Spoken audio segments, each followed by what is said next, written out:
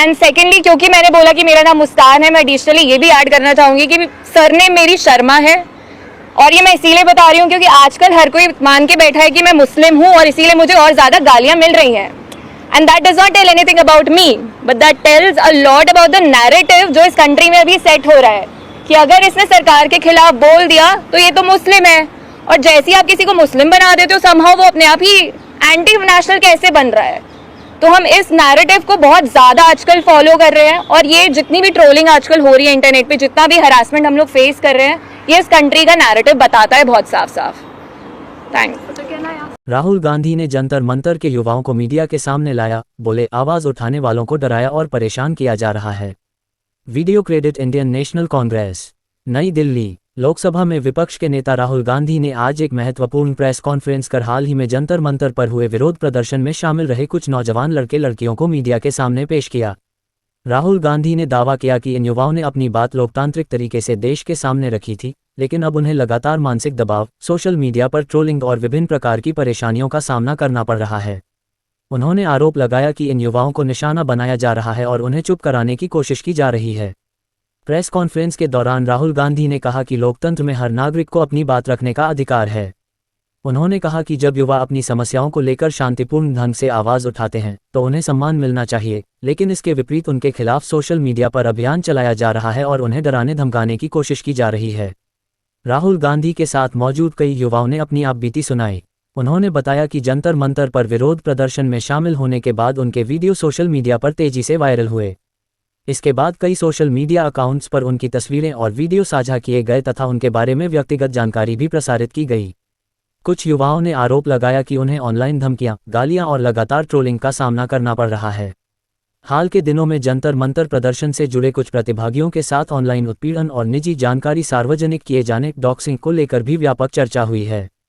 राहुल गांधी ने आरोप लगाया कि सत्ता पक्ष की आईटी सेल और उससे जुड़े कुछ सोशल मीडिया नेटवर्क इन युवाओं के खिलाफ माहौल बनाने का काम कर रहे हैं।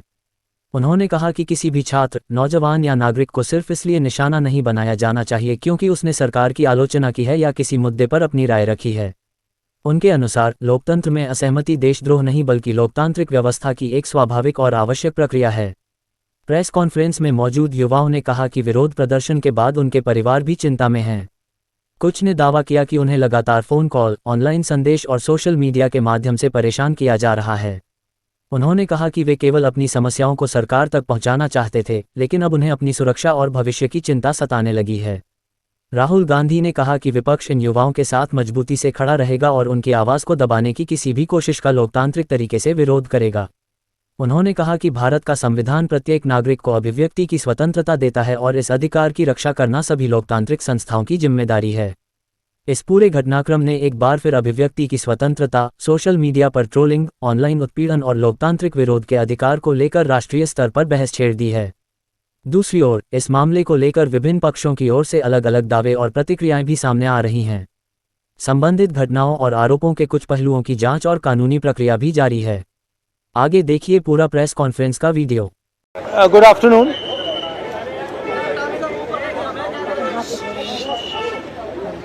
जो हमारे यंग प्रोटेस्टर्स हैं उनसे, भैया प्लीज शांत हो जाइए, डिस्टर्ब मत कीजिए।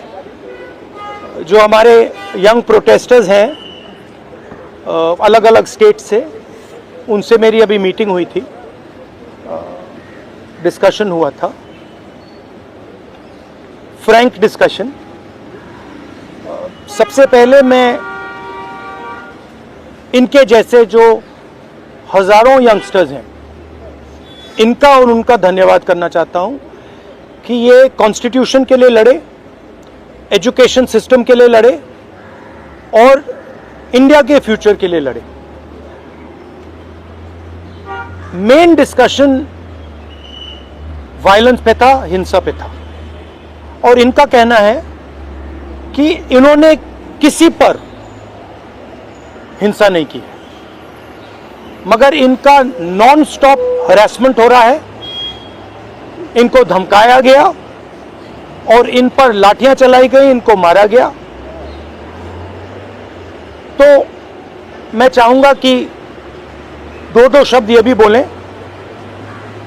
बहुत अच्छा लगा क्योंकि मेन बात इन्होंने बोली कि देखिए, जब अन्याय होता है, चाहे किसी और पे भी अन्याय होता है, एज ए सिटीजन हमारी जिम्मेदारी है कि उस व्यक्ति को हम प्रोटेक्ट करें, उसकी रक्षा करें।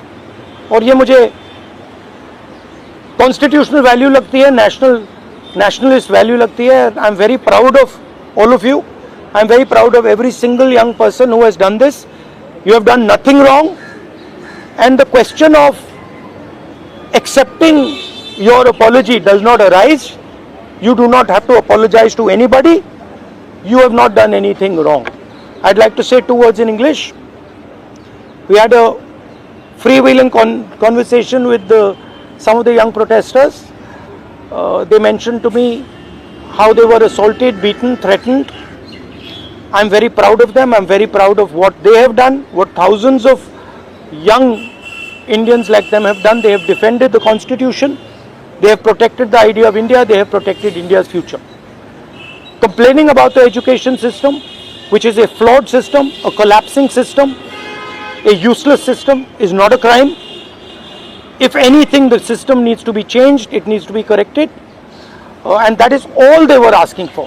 They were not doing violence, they were not being aggressive, they were not being nasty. They were beaten, they were assaulted, they are threatened. Accepting their apology, forcing them first, sending gundas to their house. महिलाओं के घर में गुंडा भेजने के बाद forcibly उनसे apology, 15 साल की बच्ची से अपॉलॉजी लेना और फिर उस अपॉलॉजी को एक्सेप्ट करना, accepting that apology is complete nonsense. We do not accept it. We want a education system that works. We want exam leaks to stop, and we want the future of this country, who is them, to be respected and protected. So would you like to say a word? Talk. Hello everyone, मेरा नाम है रिया आहिर. मैं वो लड़की हूँ जो Mumbai police के सामने आ गई थी. Little louder. यू गाइस से कि ये वो लड़की है जो वायरल हो गई है, जिन्होंने मुंबई पुलिस को रोका था. बट मैं मीडिया से ये कहना चाहूँगी, मैं वो लड़की हूँ जिन्होंने 20 बच्चों को अनलॉफुली डिटेन होने से रोका था. Please change your narrative, change your perspective. पर जो भी मैंने किया उसकी वजह से मुझे बहुत हरास किया जा रहा है. ट्रोलिंग नहीं बोलूँगी मैं, क्योंकि ये ट्रोलिंग नहीं है, ये क्राइम है. और सिर्फ यही नहीं, जनता ही नहीं बल्कि पार्टी वर्कर्स भी अभी अपने फेसबुक पर पोस्ट लगा रहे हैं, मेरे बारे में गलत बोल रहे हैं कि मैं जो कुछ भी कर रही हूँ 140 रुपीज़ में अपनी बॉडी बेच रही हूँ. सर आप खुद ही सोचिए, उनके दिमाग में ऐसा कितनी गंदगी भरी रहेगी कि वो ये बोल रहे हैं. 27 को मैंने क्राइम रजिस्टर करवाया था. आज 5 तारीख है, मेरे हाथ में अभी तक FIR नहीं आया है. ना ये बेटियों को पढ़ने दे रहे हैं, ना ये बेटियों को बचने दे रहे हैं. मैं बस आपसे इतना कहना चाहूँगी कि एज मीडिया हमारी सबकी रिस्पॉन्सिबिलिटी होती है कि जिन बच्चों के लिए मैं खड़ी थी अब वो मेरे लिए खड़े हैं. एज ए सिटीजन हमारी भी रिस्पॉन्सिबिलिटी है कि एक दूसरे के लिए हम खड़े रहें. Thank you. एक सेकंड.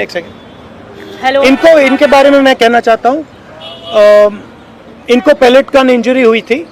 ये थोड़ा आपको बताएंगे कि कहा जा रहा है कि पैलेट गन यूज नहीं की गई. ये आपको थोड़ा बताएंगे. मेरा नाम नूतन टोप्पो है और मैं झारखंड से बिलोंग करती हूँ.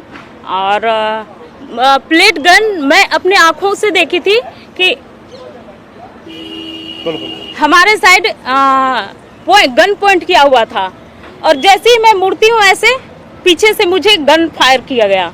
और मुझे पता, अच्छी तरह से पता है, मुझे गन से ही फायर में लगी है, प्लेट गन से ही लगी है. बस मुझे ये पता है. पर जब देश में जंतर मंतर में 20 तारीख और जब अन्याय के खिलाफ हमें खड़ा होने का मौका मिले, हम खड़ा होंगे जरूर. मैं फरहनाज उत्तर प्रदेश से आई हूँ. मैं एज अ ग्रेजुएशन स्टूडेंट हूँ. लेकिन हम जब 20 तारीख को जंतर मंतर पे एकदम पीसफुल होकर प्रोटेस्ट कर रहे थे, ये पुलिस के गुंडे बहुत बुरी तरीके से हमको मारे. इतने बुरा इंजर्ड करने के बाद में ये लोग हम लोगों पे ये बोलते हैं कि अगर आप कार्रवाई करोगे तो हम लोग भी डायरेक्ट कार्रवाई करेंगे.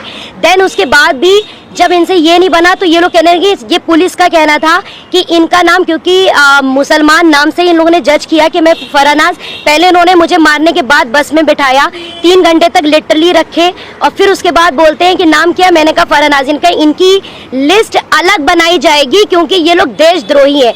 तो सर अगर हम लोग शांति से प्रोटेस्ट कर रहे हैं क्या हम देशद्रोही हैं? क्योंकि हम लोग नॉर्मल लगा रहे थे वंदे भारत और भारत माता की जय, उसके बावजूद भी हम लोग को मारने के बाद देशद्रोही बोलते। तो ये इन्होंने हमारे साथ किया। उसके साथ साथ सोशल मीडिया पे लगातार आ रहा है कि अरे ये लोग सिर्फ देशद्रोही पना करने गए थे। तो मेरा यही कहना है कि अगर आप लोग इस तरीके से करते रहोगे लेकिन हम लोग बाज नहीं आएंगे, हम हक के लिए अपने देश के लिए हमेशा खड़े रहेंगे। जय हिंद, जय भारत। मेरा नाम भरत बानाइत है। मैं नागपुर से आया था जो जंतर मंतर के लिए प्रोटेस्ट किया था। उस प्रोटेस्ट में मैं 20 जून से था, पर 20 जुलाई को हुआ वाकया तो हमने धर्मेंद्र प्रधान के लिए जो इस्तीफा मांगा था, उस इस्तीफे के लिए इन्होंने इतना अत्याचार किया, इतनी बर्बरता की शायद हमने अमित शाह का इस्तीफा मांग लिया होता तो इन्होंने हम पे सीधा गोलियां चला दी होती, बॉर्डर बना दिया होता जंतर मंतर को। मुझे इस तरीके से लगता है क्योंकि हमने जो सहा है, मैंने खुद कई बच्चों को एम्बुलेंस में डाला जो ब्लीडिंग हो रही थी, उनसे ब्लीडिंग हो रही थी, मैंने उनको डाला तो सामने जाके उनको रोका गया था। उनको रोकने के बाद उनको फिर जिनके सर पे लगी थी उनके पैर तोड़े गए और जिनके पैर टूटे थे उनके सर फोड़े गए, हाथ तोड़े गए। मतलब इस तरीके का वाक्य हमने देखा और अभी तक ज़िंदगी में मैंने ये ऐसा दिन कभी मैंने अपने ज़िंदगी में नहीं देखा और ये मेरे ज़िंदगी का ब्लैक डे था और ये ज़िंदगी में किसी के नहीं आना चाहिए। इसलिए सबने एक साथ सब खड़े हुए और जैसे मुझे मारा गया तो लोग मुझे देख के आए, पर अभी हमें लगता है कि उस दिन अगर हम रुकते नहीं जंतर मंतर पे तो ये लोकतंत्र का आखिरी दिन होता। यही मैं कहना चाहता हूँ। धन्यवाद। हाय एवरीवन, मेरा नाम मुस्कान है। मैं ज़्यादा कुछ नहीं बोलूँगी, मैं बस इतना बताऊँगी that I was one of the peaceful protesters at Delhi Jantar Mantar. मेरा सवाल बस ये है कि जब मैं शांति से चल रही थी तो पुलिस ने मुझे मारा क्यों? आरएएफ ऑफिसर्स ने मेरे ऊपर लाठी क्यों बजाई? और जब ये साफ साफ रूल है कि आप थाई के ऊपर नहीं मार सकते हो और एक मेल ऑफिसर किसी लड़की को नहीं मार सकता, तो एक मेल आरएएफ ऑफिसर ने why did he try to jab a baton into my buttocks? मेरा बस इतना सा सवाल है। और अगर इसके लिए जिसको भी उसने ऑर्डर दिया था अगर वो आके मुझसे माफ़ी मांग ले तो मुझे भी बहुत खुशी मिल जाएगी। एंड सेकेंडली, क्योंकि मैंने बोला कि मेरा नाम मुस्कान है, मैं एडिशनली ये भी ऐड करना चाहूँगी कि सरनेम मेरी शर्मा है। और ये मैं इसीलिए बता रही हूँ क्योंकि आजकल हर कोई मान के बैठा है कि मैं मुस्लिम हूँ और इसीलिए मुझे और ज़्यादा गालियाँ मिल रही हैं। And that does not tell anything about me, but that tells a lot about the narrative जो इस कंट्री में अभी सेट हो रहा है कि अगर इसने सरकार के खिलाफ बोल दिया तो ये तो मुस्लिम है, और जैसे ही आप किसी को मुस्लिम बना देते हो समहाउ वो अपने आप ही एंटी नेशनल कैसे बन रहा है। तो हम इस नैरेटिव को बहुत ज़्यादा आजकल फॉलो कर रहे हैं और ये जितनी भी ट्रोलिंग आजकल हो रही है इंटरनेट पे, जितना भी हरासमेंट हम लोग फेस कर रहे हैं, ये इस कंट्री का नैरेटिव बताता है बहुत साफ साफ। थैंक्स। आप सब लोगों से सवाल है कि आप ज़्यादा इंटिमिडेट किया जा रहा है, आप तरफ डराया जा रहा है, आपकी कनेक्शन हो रहा है, even then you are standing here, what makes you standing here? No, but I want to say something else, which is even more powerful. That there are young people who are standing here in front of India's press, but Amit Shah and the Prime Minister don't have the courage to stand here. अगर ये बाहर जाएगा उसके बाद हमें रोज और गालियां पड़ने वाली हैं। They are क्योंकि Indian. कल को मेरे साथ गलत होगा, मेरे साथ कोई आके खड़ा नहीं होगा अगर आज मैं दूसरों के लिए आवाज नहीं उठाऊंगी। और ये ऐसी कंट्री है, टू बी वेरी ऑनेस्ट, जिन लोगों को मेरी सुरक्षा करनी चाहिए उस दिन मैं उन्हीं लोगों से पिट रही हूँ। So as a woman of this country, please tell me where am I supposed to go to for my protection. मुझे बस आप इतना बता दीजिए। Just 1 second. One second. मेरा बस एक सवाल है जो भी ये देख रहा है उनसे, क्या जस्टिस आपको सिर्फ तभी मिल सकता है जब आप कोई कॉन्स्टिट्यूशनल वर्कर हो, या आर्टिकल 14 के हिसाब से जस्टिस सबके लिए इक्वल है? ये मेरा सवाल है। So no. Last thing I want to say. 1 second. We're not taking any more questions. Last thing I want to say is that for them to come here, जो आपने बोला, it is an act of courage. It is not easy for them to come here. They are facing harassment. They are facing violence. They are facing torture. And I am very proud that they have the courage to speak so eloquently, so beautifully about what they are feeling. And these are exactly the type of youngsters that this country needs. There's thousands and thousands of them, and I'm extremely proud of what they have done. Final thing, the person who is responsible for this violence, the person who has had the pellet gun fire into this young lady, the person who's had the pellet gun fire into that young man I brought here, the person who has turned the police force against this young lady who's asking for their protection is Mr. Amit Shah, is the Home Minister of India. He does not have the decency to come to Parliament. He does not have the decency or the courage to comment on what has happened. And there's only two possibilities. One, he did not know that this violence was being carried out on the children, in which case he's incompetent. And two, that he ordered the shooting of the pellet gun, he ordered the violence on these children, on these youngsters, which means he is culpable. Either way, he is responsible. Thank you very much, and thank you very much for coming. All the best. Thank you.